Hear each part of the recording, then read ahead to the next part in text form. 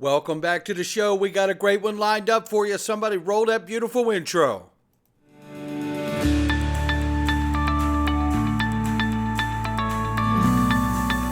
Digital Perspectives with Brad Kimes. Come on in.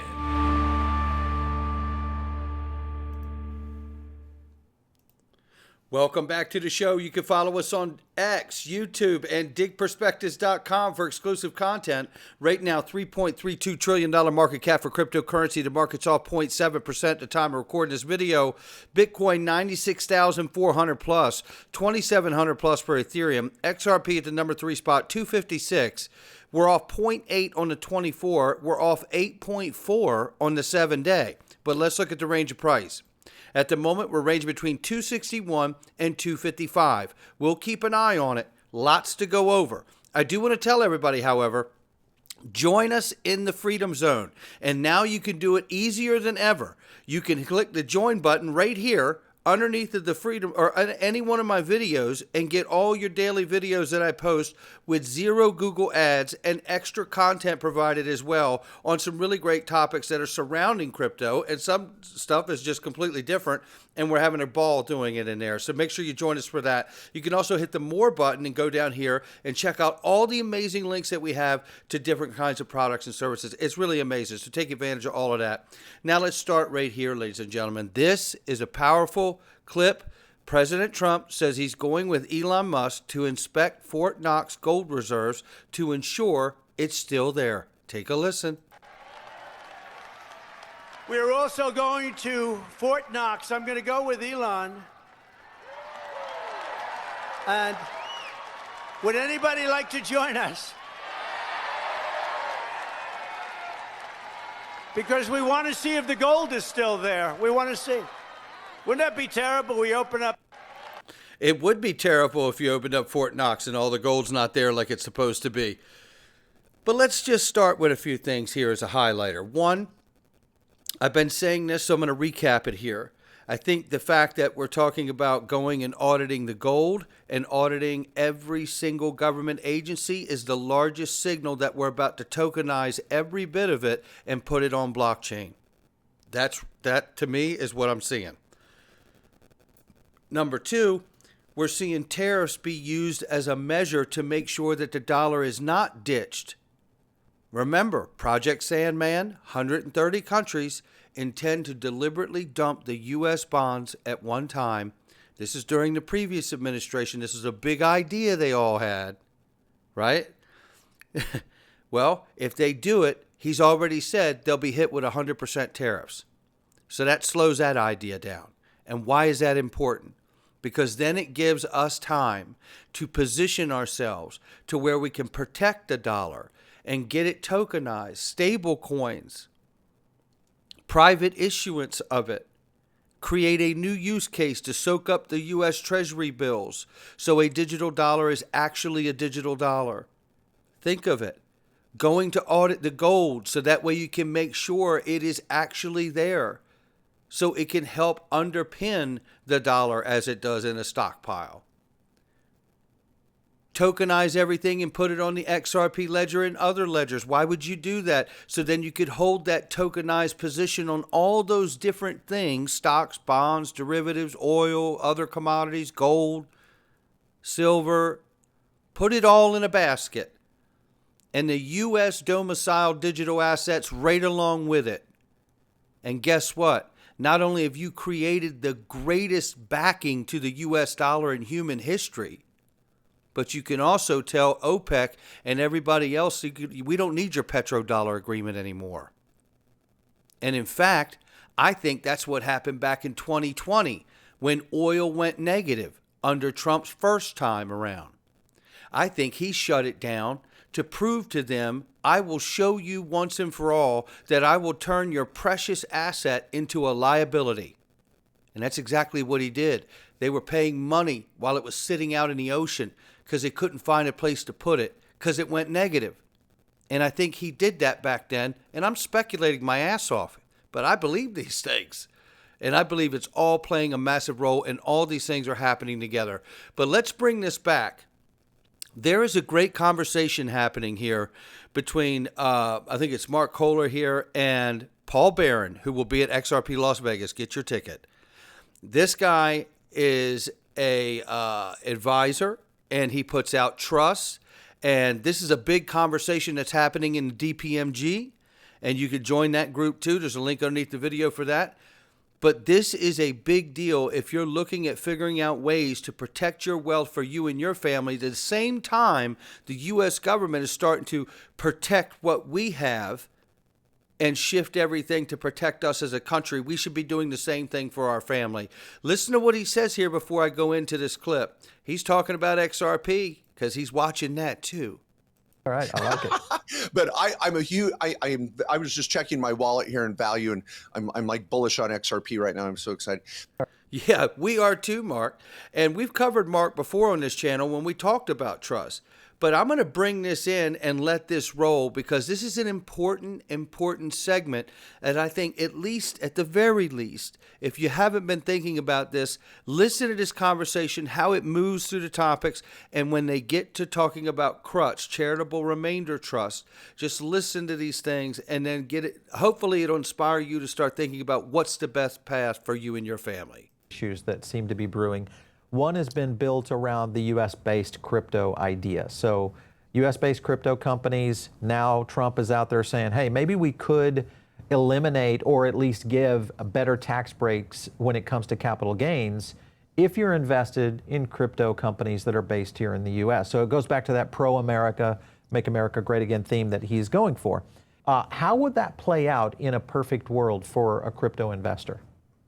Well, and Paul, you nailed it. This is part of his agenda to get people investing, building, buying, manufacturing, all the above in the United States. Mm-hmm. And so one way to do that is to say, hey, if you're a crypto investor, buy some tokens that are based out of the United States. And when you go to sell it, after 12 months, by the way, capital gain is after a 12-month hold. So you traders don't get, gleamy-eyed here. But after I hold this token for at least 12 months, I might get a reduced capital gains rate. Mm-hmm. And that's going to help. And why would he do that?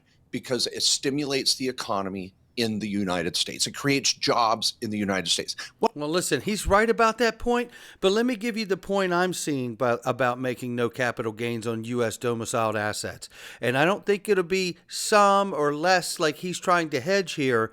It may be none, and he may not know that because he may not understand this technology and what it really does. I don't know, and I'm not trying to take a swipe at him. I think Mark's great. But I'm coming at it from the understanding that I believe that you would do that for a couple of reasons. One, it is new money, so you don't want to have cap gains on it because it's going to be used for payments. This would be specifically geared towards the protocols and U.S. tokens and projects that are geared for payments. So this will be used as a money. Now, the other part to that is if you have no cap gains on those assets, how many people are going to flock to take ownership in that asset and that protocol? How quickly will those protocols become number one just because of that aspect? And if those protocols are U.S. domicile protocols, then who's the new Internet of Value really owned and controlled by? The same country that birthed the Internet, the United States of America. Write it down. What extent? But that's the theory. And I think in a perfect world, it'd be exciting. I just hope that the tokens I like are, going to be here in the U.S. Me too. Yeah. Always number one, my investors out there, you invest in what you know is best. Who cares if I can save between 15 to 20% on the tax bill, tax rate? I want to buy what makes freaking sense. Then it happens to align with a U.S.-based opportunity, great.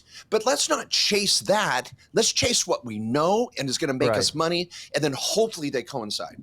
Yeah. Well, I think that's the point is you look at some of the projects that we talk about here on the show quite a bit. Most of them are, well, quite a few of them are based here in the U.S., even though it seems as though there's a lot of the blockchain companies now vying for the idea to make sure that Trump and the administration knows they're a U.S.-based company, Ripple. Mm-hmm. You got guys over at XRP, obviously, and then places, projects like Solana, Avalanche, et cetera, that have kind of gone, Hedera is another one, that have kind of gone in this direction. Let's talk about 2024. So here we are into our tax year now, is there anything that a crypto investor who hasn't sold their assets in 2024, they're still holding assets, can do to kind of prepare, whether it's even filing 2024 before April 15th or getting ready for 2025? Take a listen. Well, you make a very interesting point, and everybody listen to how Paul said that. You may have bought the asset in 2024, but you haven't sold it yet. So, and you used this term earlier too, Paul. I want to commend you. You're probably a tax advisor at heart, deep inside you. No. Is that he said those are No. he said Paul's those response. are unrealized gains. Gains, yeah. And then what that means, everybody, is you've got a gain sitting there in what you bought last year, but you didn't sell it in 2024. So I want to just tell you all, don't stress out. You have no tax due for 2024 because you didn't sell it in 2024.